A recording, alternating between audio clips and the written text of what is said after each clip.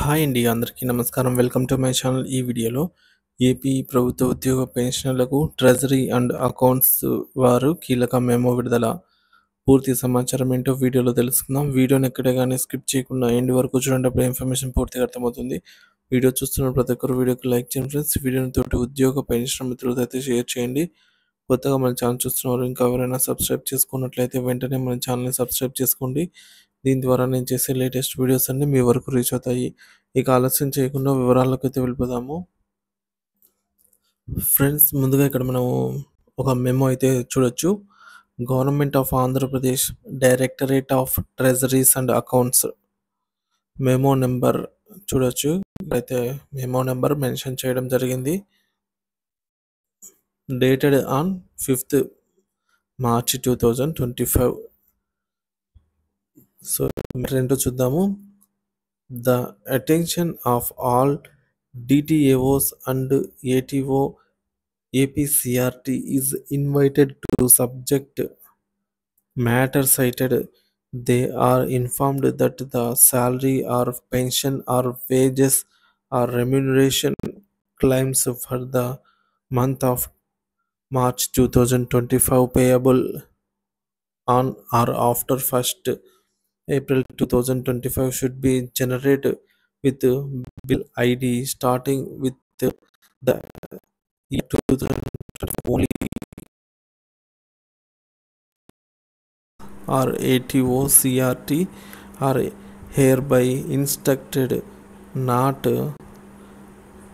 to admit or allow the salary or pension claims and similar type of claims, wage, that is wages, GIA salaries, work changed establishments salaries, professional service, other professional services, outsourcing salaries and other constructual services, etc. for the month of 2025 March, payable in on or after 1st April 2025 from consolidated fund of state or PD deposit accounts which are generated with bill ID starting with 2024. అంటే ఏంటంటే ఇక్కడ so మనము example చెప్పుకుందామండి friends. ఇక్కడ ఇవి కొన్ని bill నెంబర్లు అండి చూడొచ్చు. ఏప్రిల్ నెలకు సంబంధించి సో ఇక్కడ మనకు 2024తో స్టార్ట్ అయింది బిల్ నెంబర్ అనేది చూడొచ్చు. బిల్ ఐడి తర్వాత 2390429, అలాగే 2024తోనే మిగతా బిల్లులు కూడా స్టార్ట్ అయ్యాయి అన్నమాట. సో ఈ యొక్క మెమో ద్వారా ఏవైతే ఐడి అనేది 2024తో ఉందో అది చెల్లదు.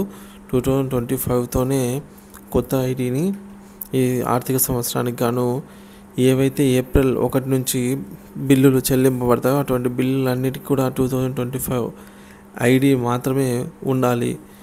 ఫస్ట్లో 2024 వచ్చి తర్వాత నెంబర్ అయితే రావాలి. సో 2024 సంవత్సరానికి సంబంధించినవన్నీ కూడా ఇక మీదటైతే బిల్ నెంబర్స్ 2024 కాదు 2025తో అయితే ఈ విధంగా రావటం జరుగుతుంది. ఈ మేరకు మార్పులన్నీ కూడా మనము మార్చి నెల బిల్లులు చెక్ చేసేటప్పుడు పే స్లిప్స్ డౌన్లోడ్ చేసుకునేటప్పుడు అయితే గమనించవచ్చు ఫ్రెండ్స్.